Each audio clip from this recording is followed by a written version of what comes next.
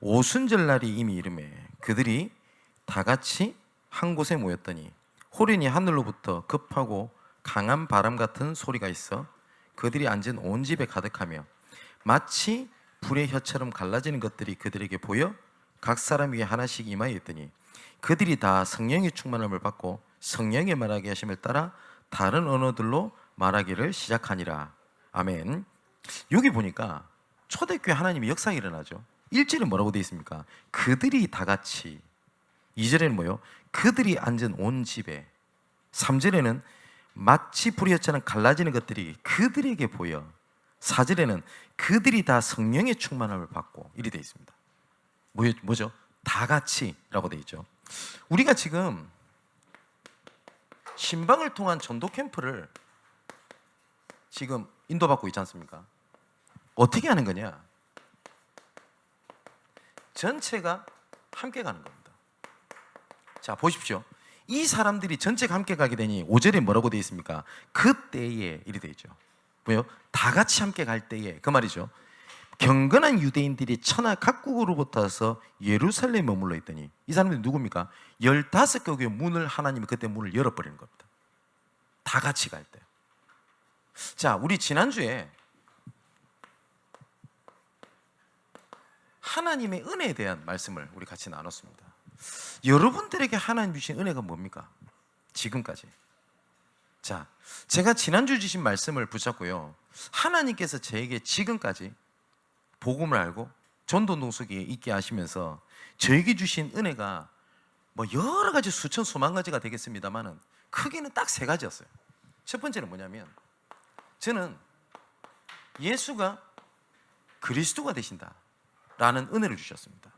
저는 예수 그리스도 그냥 막연하게 그냥 단어인 줄 알았습니다. 하나님 만나는 길, 죄와 저주를 끝낸 그 길, 그리고 사단의 머리를 박살낸 그분이 그리스도인데 그 그리스도가 내가 지금까지 알게 모르게 그냥 들었던 그 예수님이 그 모든 문제 해결하신 그리스도라는 사실이 저한테는 은혜 중에 은혜였습니다. 특히 요한복음 19장 30절에 예수님께서 마지막으로 하셨던 선언이었습니다. 내가 다 이루었다. 그게 첫 번째 하나님 제게 주신 은혜였고요. 두 번째는 하나님의 자녀라면, 정상적인 하나님의 자녀라면 부담으로 갖고 있던, 사명으로 갖고 있던 이 전도라는 단어가 부딪힐 겁니다. 그죠? 근데 저는 이 전도는 정말 저하고는 상관이 없다고 생각을 했어요. 저는 정말로요. 제가 신학교를 가고 신학생이니까 전도해야 될 거 아닙니까? 근데 저는 전도가 뭔지를 몰랐어요. 그래서 저는 잊지 못하는 일이 하나가 있습니다.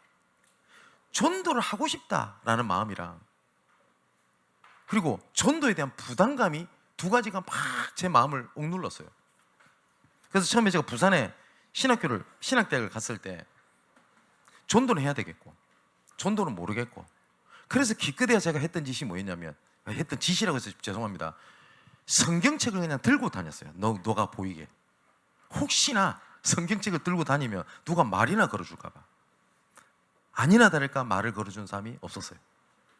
그러고 있다가 지금도 있는지 모르겠습니다. 부산에 가면 그 99번 버스가 있습니다.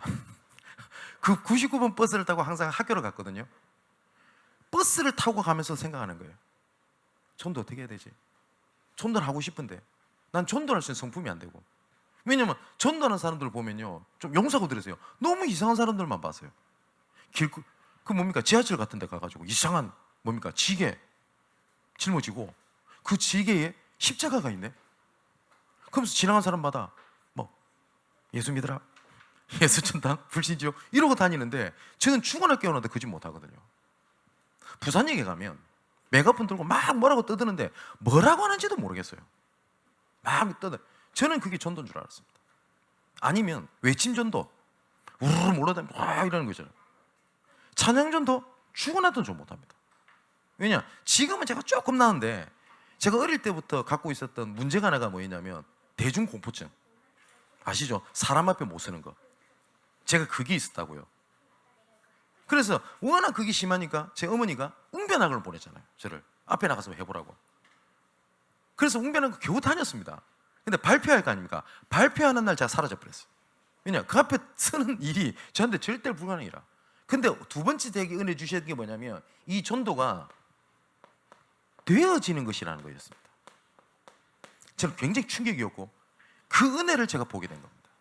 그때 그 성품이 조금 좀 달라진 것도 있어요. 제가 아직까지 대중공포증이 전혀 없냐? 저는 우리 교회 성도분들이니까 좀 낫지요. 제가 어디 모르는 데 가면 제가 앞에 나가는 걸 두려워하는 게 딱 표시가 나요. 그래서 보통 어디 가서 정기적으로 강의를 해야 될 거 아닙니까? 첫 번째, 두 번째 한 석주 정도는 좀 용서가 들으세요. 제가 강의할 때 죽을습니다. 왜냐, 가도 두려워가지고 말을 못해요. 잘. 좀 익숙해지면 또 괜찮아져요. 네. 좀 나아졌지만 저 아직 그대로 있습니다. 저 모르는 사람 말 못 붙입니다. 근데 그거하고 전도하고 아무 상관이 없다는 은혜를 하나님 주셨어요. 세 번째는 모든 응답이 나한테 달려있는 게 아니라 하나님께서 예비하셨다는 은혜였습니다. 아, 하나님 예비하셨구나.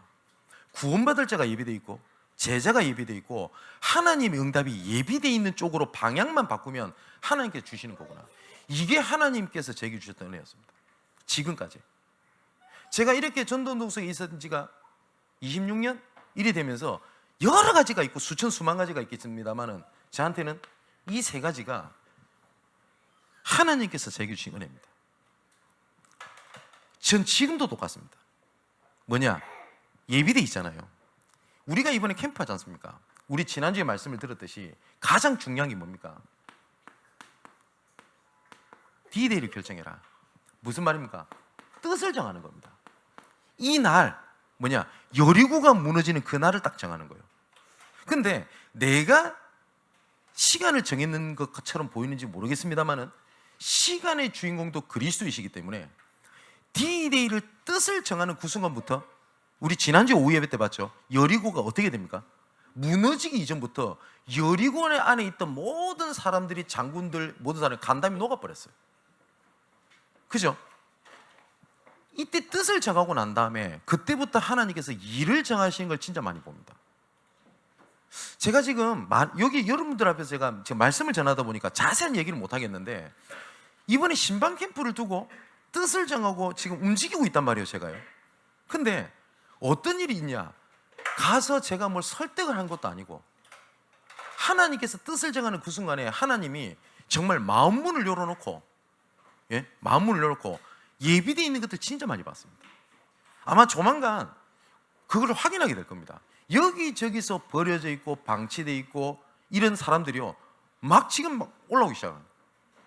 너무 감사해서 어떤 생각을 좀 했냐면 다음 주가 당회잖아요.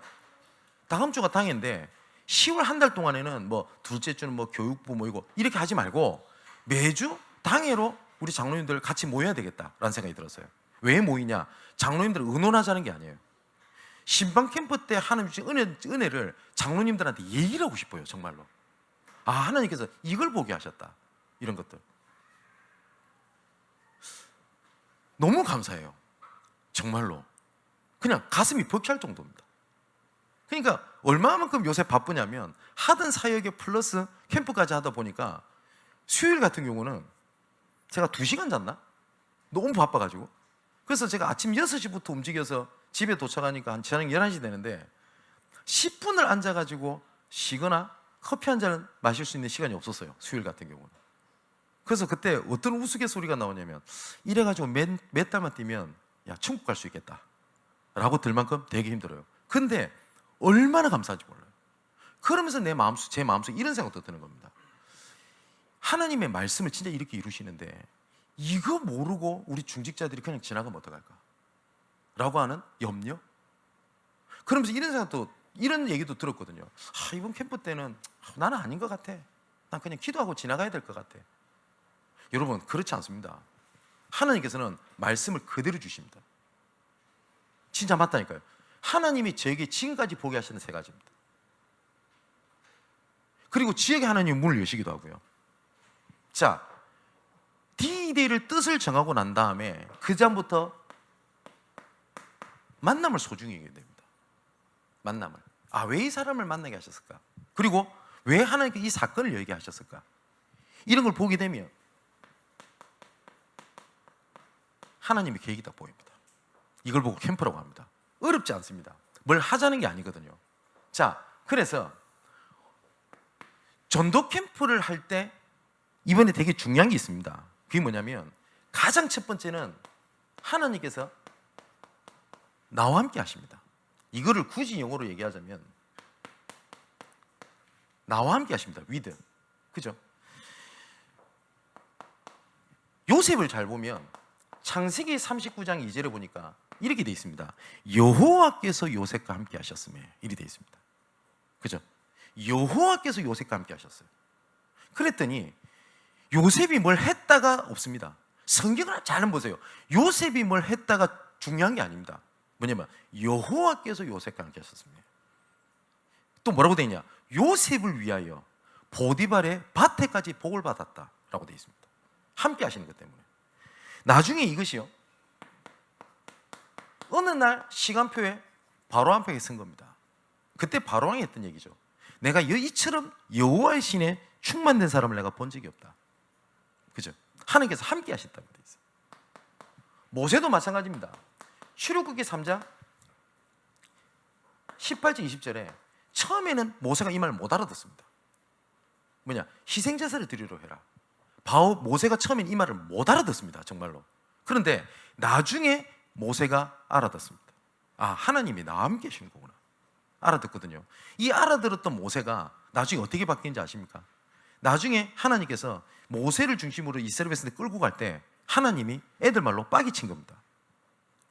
뭐냐? 이스라엘 백성들한테 뭐라고 하냐면 너 가나안 땅 다 올라가게 해줄게.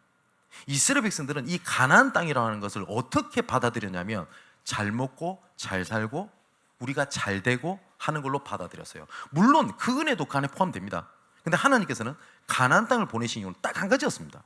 메시아 골 땅.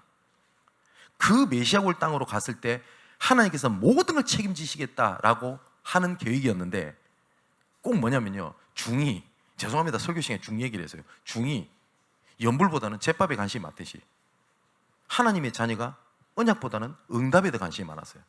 그래서 하나님이 진짜 애들 말로 빠기 쳐가지고 뭐라고 말씀하시냐면 가나안 땅 내가 다 올려보내줄게 그러십니다. 심지어 뭐라고까지 말씀하시냐? 그래? 내 너희들 앞서서 천사를 보내서 모든 거 다 해줄게. 얼마나 기분 좋겠습니까? 딱 그런데 뭐라고 말씀하시냐 하나님께서, 그러나 나는 너희들과 함께 하지 않겠다. 그랬더니 모세가 화들짝 놀라서 했단 말입니다. 뭐냐? 하나님, 여호와 하나님, 주께서 함께 하시지 않을 거면 우리를 가나안 땅에 올려보내지 마옵소서. 자, 모세가 이렇게 바뀌어요. 처음에 못 알아들었다니까요. 그냥 모세는 가나안 땅의 응답, 우리로 말하면 전도운동, 지교회, 캠프, 사문을 다 좋은데 그게 자기한테 응답이 아니었던 거예요. 뭐냐? 하나님이 나와 함께. 하나님께서 모세를 세웠을 때도 마찬가지입니다. 사무엘상 3장 19절을 보니까 여호와의 주신 말씀이 사무엘의 말이 하나도 땅에 떨어지지 아니했다라고 되어 있고요. 다윗이죠. 시편 78편 70절 72절에 보니까 여호와께서 마음의 성실함과 손의 공교함으로 다윗을 가르치고 기르셨다. 그리고 이스라엘 백성도 그렇게 하셨다라고 되어 있습니다. 열왕기하 2장에는 엘리사 얘기가 나오죠. 엘리사가 하나님 앞에 뭘 구하고 엘리야에게 구합니까? 당신의 영광을 갑절이나 나한테 주옵소서. 그러니까 엘리사는 엘리야를 보면서 뭘 봤는지 알아요? 여호와께서 함께 하시는 걸 봤어요. 그러니까 맨 마지막 순간에 뭘 원하면 당신이 하나님과 함께 했던 그 영감을 나한테 갑절이나 주옵소서. 그럼 생각해 보세요. 엘리사가 엘리야를 보고 듣고 보면서 뭘 봤까요? 엘리야의 어마어마했던 능력 봤을 겁니다. 맞죠? 선지자들 이기는 거, 기적을 행하는 거, 그죠? 야고보서 5장에 보면 이렇게 돼 있잖아요. 엘리야가 기도한 적 뭐요? 비도 오기도 했고 오지도 않았다고 돼 있어요. 그럼 엘리야 그 능력이 얼마나 대단했겠습니까? 근데 엘리사는 그걸 요구하지 않았어요. 뭘 요구했다고요? 내가 당신 함께하는 그 영감을 나한테 내가 주옵소서. 시간이 없으니까요. 이사야도 마찬가지입니다. 뿐만 아니라 바울도 디모데후서 2장 1절을 보니까 이렇게 얘기를 하죠. 사랑하는 내 아들아, 그러므로 너는 그리스도 예수 안에 있는 은혜 속에서 강해라. 함께하는 은혜죠. 그죠? 이번 캠프 때 어떤 사람에게는 부담이 일이 될 수 있는데요, 뜻을 정하는 그 순간 함께한다는 사실을 알게 됩니다. 그래서 저도 아까 지나가면서 간증 안 드렸습니까? 저는 말씀을 전하는 사람이잖아요. 어느 날 그냥 갑자기 우리 전체 오늘 신방음 해야 되겠다 라고 한 건 아닙니다. 그런데 말씀을 전하고 난 다음에도 저는 항상 말씀을 듣고 또한 정리하고 합니다. 제가 전했어도. 왜냐하면 제가 전달했을지라도 하나님 언약으로 믿거든요. 근데 말씀대로 하나님께서 진행하신 걸 너무 많이 느낍니다. 그래서 굉장히 요새 바쁩니다. 그런데 굉장히 행복합니다. 그래서 제가 드린 말씀 아닙니까? 제가 다음 주부터, 당일 때부터 우리 장로님들이랑 매주 10월 마지막까지는 모이려고 합니다. 제가 보고를 드리려고요. 캠프 때 하나님 주신 은혜를 좀 진짜 우리 장로님들한테 얘기를 하고 싶어요. 너무나. 자, 두 번째입니다. 하나님께서는 나와 함께 하시면서 또한 성도들과 함께 하십니다. 근데 우리가 임마누엘이라고 하죠.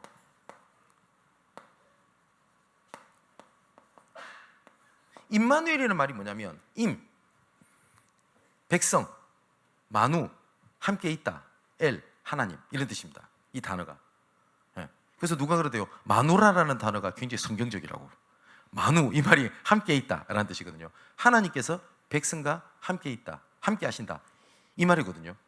하나님께서는 우리를 고린도전서 3장 16절에 보니까 우리를 성전 삼고 함께 하신다고 되어 있습니다. 그리고 옆에 있는 성도도 하나님께서 성전 삼고 함께 하십니다. 성전 삼으셨다는 말은 요한복음 14장 16, 17절에 보니까 성령께서 함께 하신다고 되어 있습니다. 성령께서. 그리고 그 성령이 땅끝까지 이르러 증인되도록 하신다고 되어 있거든요. 그러면 우리 성도들을 통한 하나님의 계획이 있습니다. 자, 이번 주에 이번에 캠프 때 하나님께서 제게 신방 캠프를 두고 그 주제 성구처럼 주셨던 말씀이 골로새서 1장 9절에서 23절의 내용입니다. 자, 너희에게 하나님의 뜻을 아는 총명으로 넘치게 하사 하나님의 계획이 뭔지 알게 하고, 그죠? 그 하나님 은혜를 쭉 얘기하고 난 다음에 바울이 이렇게 얘기합니다. 나는 나의 남은 고난을 그리스도 하나님께서 피로 값주고 산 교회에 내 육체를 채운다.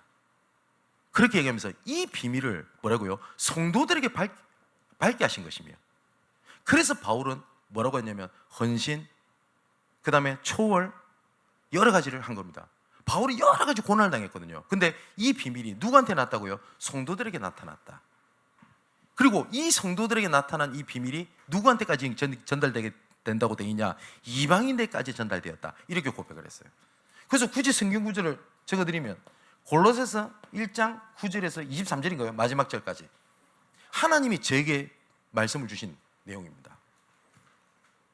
자, 이제는 모든 것을 합력하여서 하나님께서는 함께 하십니다. 이걸 보고 영어로 쓰면 원네스입니다. 모든 것을 통해서 하나님께서 함께 하십니다. 그래서 우리 사랑하는 성도 여러분, 꼭 이번 주 금요 메시지를 꼭 참고하시고 기억하셔야 됩니다. 우리가 생각 외로 성령 인도를 제한을 시켜요. 그러다 보니 내 기준에 이게 성령 인도로 생각을 하니까 다른 것은 성령 인도로 안 보는 겁니다. 저는 제 믿음이기도 한데요, 저는 어떤 얘기를 좀 하잖아요, 못 알아듣잖아요. 그러면 얘기 안 합니다. 기다려줍니다. 이거 포기한다는 말이 아닙니다.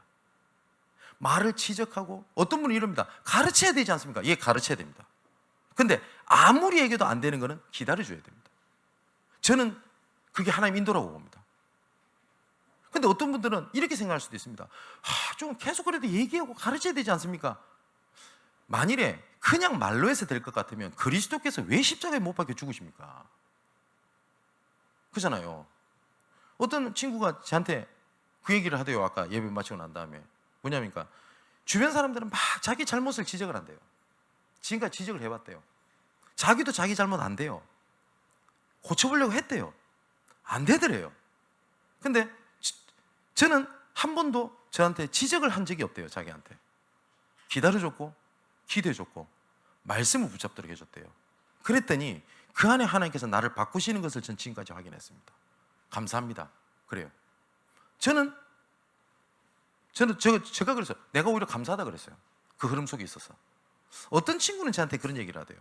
수많은 사역자들이 이렇게 한대요. 앞으로 열심히 간답니다. 열심히 뛰어가겠죠. 당연히 사역자니까. 그래서 뭐라 하자니까 따라오라고. 어쩔 때는 힘들어서 죽겠는데 끌고 간대요. 빨리 와! 이러더래요. 저한테 좋게 얘기했다고 생각을 할 수도 있습니다. 근데 목사님은 손을 잡고 가더래요.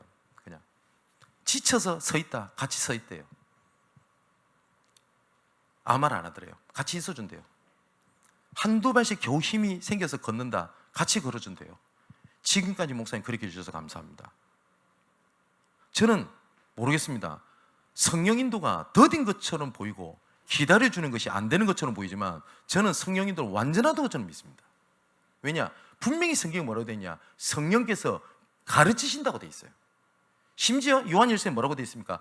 너희들을 가르칠 필요가 없을 만큼 성령께서 함께 하신다고 약속하셨습니다. 저는 그 성령의 인도함을 믿습니다. 여러분 어떠십니까? 어쩔 때는 좀 조급해지지 않습니까? 그죠? 그런데 성령의 인도는 얼마만큼 완벽하냐? 자, 사도행전 13장 1절에 4절에 이번 주 금요 메시지 때 본문이죠. 뭐요? 그들이 뭐 했습니까? 선교사로 파송을 받는 시간입니다. 이 사람들은 선교사로 파송받기 때문에 어디를 선교하러 가야 되지? 누구한테 선교하러 가야 되지?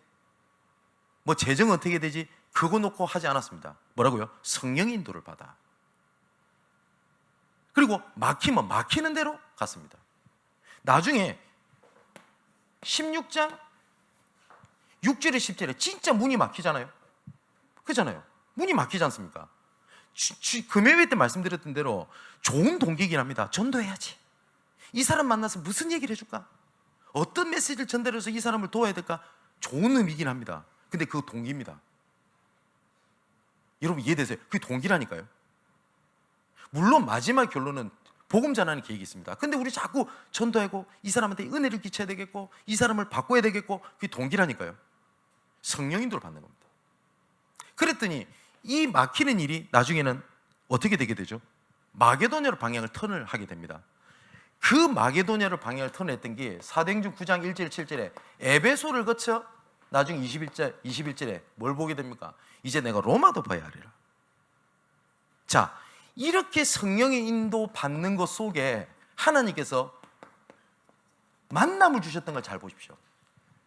사도행전 13장에 성령의 인도를 받아 갔더니 예를 들어서 뭐 박수무당이라든지 총독이라든지 이 만남을 통해서 하나님 문을 열어버리잖아요. 그죠? 이 사람들한테는 이번에 전도할 때 저 박수무당 저 깨 부사버려야 되겠다. 이래가 바울 들어가 있던 게 아닙니다. 성령의 인도를 받아 만났던 일이 그 중에 하나님 문을 열게 되고요. 문이 막혔지 않습니까? 그죠? 그 문이 막혔는데 그 문이 막힌 일이 우리가 그렇게 전도운동할 때마다 나오는 이름 루디아라고 하는 제자를 만나게 됩니다. 바울이 이번에 누구를 만나자 하게 들어간 것도 아닙니다. 성령의 인도를 따라. 그죠? 막히는 뭐 막히는 대로 문제가 오는 대로 뭐냐? 하나님의 계획이 있으니까. 그렇지 않습니까? 그 루디아라는 제자가 나오는 겁니다. 이 루디아 하면 꼭 생각나는 사람이 있는데 어떤 권사님이 전도 캠프 참여할 때마다 현장에 예비된 루디아를 찾아라 이 말씀을 항상 들었대요. 근데 권사님 눈에 안 보이더랍니다. 그놈의 루디아가 어디 붙어 있는지. 그래서 이분이 너무 갈급하니까 본부에서 캠프를 다 쫓아다녀요. 이분이. 제가 한 번은 프랑스에 전도 캠프를 진행하러 갔더니 그분이 오셨어. 그래서 나 보고 어떤 생각이 들었냐? 또 오셨네. 반갑다기보다는 참 저분 참 하나님 은혜 주셨으면 좋겠다 싶었대. 아니나 다를까 이번 캠프 때도 프랑스 현장을 살릴 루디아를 찾아라 라고 메시지가 나오니까 이분이 은혜가 된 게 아니라 화가 팍 나더래요. 그놈 루디아는 어디 있다고. 그래서 이분이 현장 나가서 복음을 전하지 않고 열받아가지고 그랬대요. 네 혹시 네 이름 루디아냐고. 그랬더니 여자가 뭐냐고. 나 아니라고. 또 지나갔대요. 네 루디아냐고. 이랬더니 한 여자가 깜짝 놀라더니 내 이름 어떻게 아냐고 그러더랍니다. 예. 그러더니 영접하더래요. 그걸 보면서 그렇게 하라는 뜻이 아니고요, 하나님께서 그렇게 해서라도 하나님께서 보게 하시는 갑다라는 생각이 좀 들어요. 그런데 중요한 건 뭔지 압니까? 성령인도 받는 겁니다. 그래서 금요 메시지 꼭 좀 우리 사역자들 들으셔야 됩니다. 자, 보세요. 뿐만 아닙니다. 문이 닫혀서, 그리고 또한 바울이 실수를 합니다. 어디서 실수하죠? 아덴에서 사역을 실수합니다. 그죠? 바울이 이때는 성령인도 받는 게 아니라 뭐라고 얘기합니까? 아테네죠. 야, 너희들 종교성 좋네. 아테네가 지식의 도시 아닙니까? 철학의 도시. 바울도 한 지식 하거든요. 지식 토론을 한 겁니다. 네. 결국은 어떻게 되죠? 아무런 일도 없이 바울 혼자 터덜터덜 사역을 실패하고 고린도로 내려옵니다. 거기서 또 완전히 실패했던 또 부부가 있습니다. 브리스길라 부부. 그죠? 바울은 사역을 잘해서 인도받아서 고린도로 간 게 아닙니다. 그죠? 바울 입장에서는 실패하고 간 곳이라니까요. 그죠? 근데 바울이 만일에 나는 실패했구나, 실패해서 여기 왔구나, 내가 인도 못 봐서 이리 왔구나 이랬다면 브리스길라 부부의 만남이 하나님의 계획이 있다는 걸 몰랐을 거예요. 그죠? 실수하게 하신 것도 하나님 계획이에요. 이거를 내 변명거리를 삼으면 안 되겠죠. 내가 만일 우리 신종훈 사람한테 실수해놓고 난 다음에 하나님 계획입니다 이러면 돼요? 안 되죠. 그죠? 근데 하나님 계획이 아니냐? 맞잖아요. 그리고 난 다음에 실패자와 실패자가 딱 만납니다. 브리스길라. 근데 이 만남이 고린도를 거쳐 로마 복음화의 어마어마한 시대적인 만남 되는 거 아시죠? 그리고 가장 실패했고 가장 마음이 힘들었다고 했던 그 고린도라는 머무는 그 시절에 뭘 바울이 집필한다고요? 로마서를 집필합니다. 우리는 내 기준에 실패했어. 그러니까 안 되지. 이번에 예배 빠지니까 봐봐. 니 그러니까 이번에 뭐 계약 성사 못했잖아. 이런 식이에요. 성경인도로. 내 기준으로. 아닙니다. 그래서 저는 그 얘기 하지 않거든요. 보통 학부모님들 그럽니다. 내 자녀가 좀 잘 말 안 들어. 그럼 뭐라는 겁니까? 제가 성령인도를 못 받는다면서. 아들 불러서 이랍니다. 니 성령인도를 받아라. 그럼 걔가 지금까지 악령인도 받은 겁니까? 악령이 함께 합니까? 아니잖아요. 정확하게 얘기하죠. 내 마음에 안 든다 니가. 이래야지.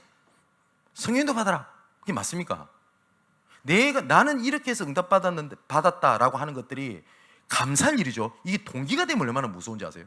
만일에 지금까지 아무것도 없는 상황에서 우리 양문교회가 이렇게까지 전도운동하게 해주신 은혜가 있습니다. 맞죠?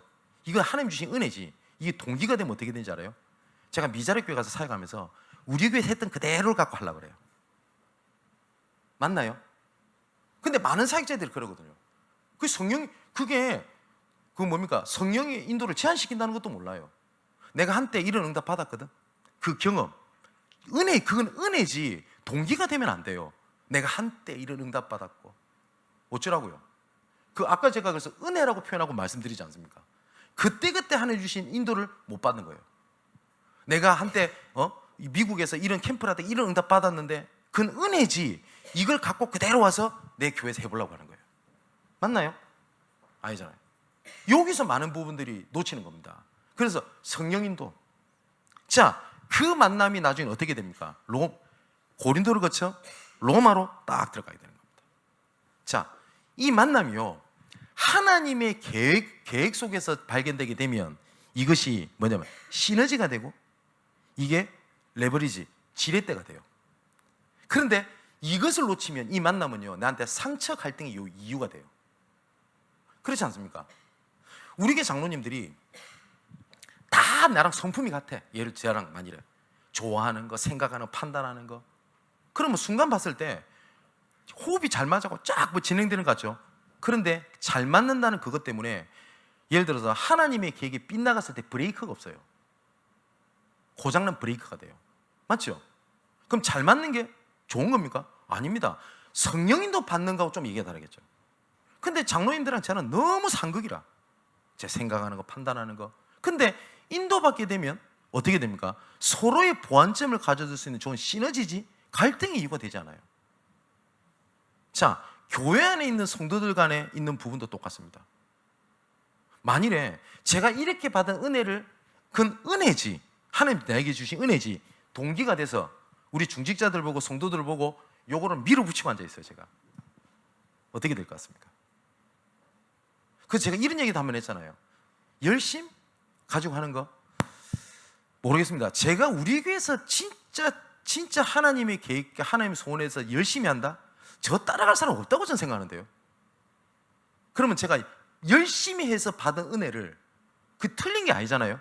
이걸 동기가 돼서 성도들한테 열심을 밀어붙이면 어떻게 됩니까?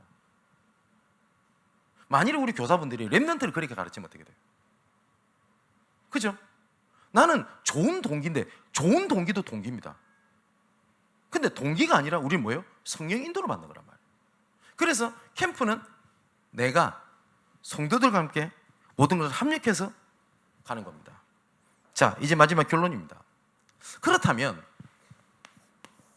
이것을 두고 하나님께서는 어떻게 하시냐? 말씀하고 계십니다. 어떤 분이 이번 주에 저한테 그런 얘기를 하대요. 너무 힘들더랍니다. 그래서 교회를 안 왔대요. 너무 힘이 드니까 뭐죠? 말씀 들어야 되겠다는 생각도 안 들더랍니다. 그래서 그러다가 잠을 자려고 하는데 잠도 안 오더래요. 너무 힘이 드니까. 그래서 어쩌다가, 그분 표현입니다, 손가락을 잘못 눌렀대. 알고리즘에 제 얼굴이 뜨는 거를 잘못 눌렀대. 그분 표현해. 그랬는데 그걸 우연히 듣고 있는데, 아, 하나님은 말씀으로 이미 얘기를 다 했구나. 근데 제가 본인이 안 들었던 말씀이냐, 자기는 들었던 말씀이래요. 그때 안 들리던 게 들리더래요. 그러면서 이 생각이 들었답니다. 아, 하나님은 말씀 주시는 분이 맞구나. 여러분 어떻게 생각이 되십니까? 하나님은 진짜 말씀을 하신다니까요. 그리고 이 말씀을 붙잡는 걸 보고 기도라고 합니다. 기도는 제발 좀 하나님 살려주시소 하면서 하나님과 딜을 하는 거예요. 하나님, 내가 이번에 살려주시면 내가 이번에 헌금 500만 하겠습니다. 그 기도 아닙니다. 그 하나님 협박하는 거지. 그죠? 기도는 하소연하는 게 아닙니다. 하소연하면 안 된다가 아니라요, 하소연이 기도가 아니라는 말이에요. 하나님 나 좀 살려주세요. 그럼 기도하지 말란 말이냐 해도 됩니다. 근데 진짜 기도는 하나님의 말씀을 리마인드, 붙잡는 게 기도입니다. 그 결과로 하나님은 반드시 생명 살리는 거가 연결되게 돼 있거든요. 이걸 보고 오늘의 말씀, 오늘의 기도, 오늘의 전도라고 얘기를 해요. 이것이 포럼으로 전달될 때 사람은 삽니다. 근데 우리가 얼마만큼 성령인도 못 받는지 압니까? 우리 사모늘 많이 듣죠? 우리 교회 사역자들 사랑계획표 하고 계신 분들 계시죠? 근데 사랑계획표를 해라, 사모늘을 작성해라 하는 이유가 뭡니까? 성령인도 받자는 거잖아요. 근데 사모늘을 하고 사랑계획표가 일이 돼 있어요. 성령인도 받자고 한 거를 일로 만들어 버렸어요. 그러니까 사모늘이면 학을 띄는 겁니다. 이러면서 저는 개인적으로 사모늘을 프린트 줘가지고 뭡니까? 오늘의 말씀 오늘이 적고, 저 그렇게 하지 않습니다. 많은 교회에서 그렇게 훈련을 하거든요. 저 그거 만들지 않았잖아요. 이건 제 믿음입니다. 제가 틀릴 수도 있겠죠. 틀렸으면 하나님 깨달음 주실 거라 생각합니다. 그렇게 틀린 훈련을 해가지고 사모늘을 오해시킬 바에 저는 안 하는 게 낫다고 생각합니다. 좀 더디더라도, 그죠? 근데 진짜 이거 대화가 되고 포럼이 되는 사람도 있거든요. 원래 이걸 가지고 미션홈을 해야 돼요. 아까 제가 조금 전도기획부 시간에도 좀 얘기했는데, 이걸 갖고 두기고문을 해야 돼요. 그러면 어떻게 되는지 압니까? 이 속에 말씀, 응답, 전도 싹 다 나옵니다. 저는 만일에 저보고 매주 하나님 주신 말씀을 가지고 이걸 갖고 얘기해라, 저는 얘기할 자신 있습니다. 아마 미션홈 좀 참식하신 분들 아시죠? 제가 미션홈에 가가지고 어떤 메시지를 하지 않죠. 제가 하나님 주셨던 은혜 이거 얘기하지 않습니까? 제가 지금 어느 분인지 모르겠어요. 우리 다락방 전체에 저 단톡방이에요. 근데 이분이 미장원을 운영하시는 분 같아요. 근데 꼭 한번 기회가 되면 누군지 모르겠어요. 근데 만나고 싶다라는 생각은 좀 있어요. 이분이 매일 아침마다 카톡방에 글을 올립니다. 이분이. 근데 특별한 일이 있는 게 아니에요. 뭐 응답이 왔다 기적이 일어나고 그게 아니에요. 이분 글을 쭉 읽다 보면 뭘 느끼냐면, 아, 이 사람은 하나님과 함께하는 사람이구나. 아, 이 사람은 정말 기도하는 사람이고, 그걸 느껴요. 이분 성함이 이희영이라는 분인 것 같은데 혹시 아는 분 계십니까? 뭐 어떤 분은 안다고 하니까 그분은 저를 안다고 하더라고요. 저는 그분 모르겠어요. 그래서 기회가 된다면 좀 포럼하고 싶다는 생각이 들어요. 이분이 뭐 엄청난 기적이 있는 것도 아니에요. 뭐냐면 이 사람 글을 딱 읽고 있으면, 아, 하나님 이 사람 함께하는구나.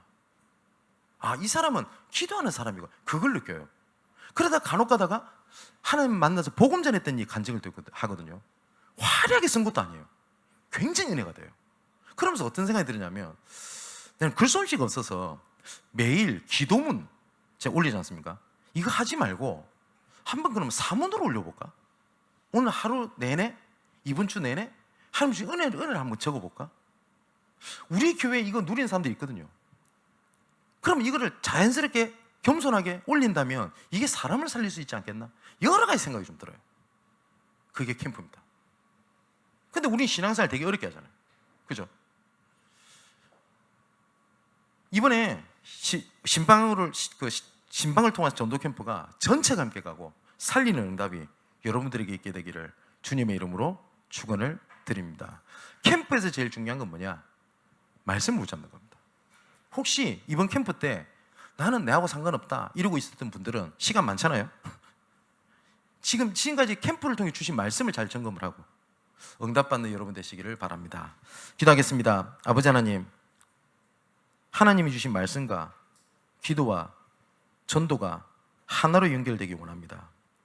내 삶과 연결되기 원하고 모든 사건과 내 보는 눈과 연결되기 원합니다. 전체가 함께 가는 캠프가 되게 없어서 누구에게는 지나가는 프로그램이 될 수 있지만 언약 붙잡은 우리에게는 영원한 해답이 될 줄 확신합니다. 우리 마음과 생각을 지키시고 하나님의 응답을 함께 누리는 캠프의 기간이 될 수 있도록 성령께서 주장하여 주옵소서. 살아계신 예수 그리스도 이름으로 기도하옵나이다. 아멘.